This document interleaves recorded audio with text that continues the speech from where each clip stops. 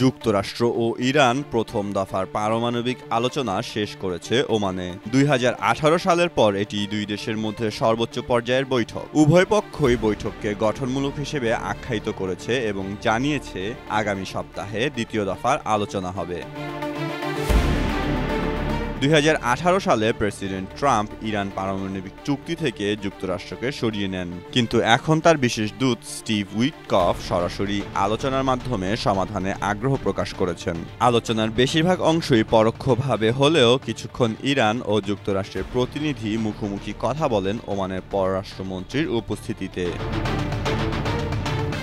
Iran বলছে তারা ন্যায্য একটি চুক্তি চায়, যেখানে পারমাণবিক কার্যক্রম সীমিত থাকবে, তবে পুরোপুরি বন্ধ নয়। যুক্তরাষ্ট্র চায় ইরান যেন কখনোই পারমাণবিক অস্ত্র তৈরি না করে। পরিস্থিতি এখনও জটিল, তবে আলোচনার এ সূচনা নতুন সম্ভাবনার দ্বার খুলতে পারে।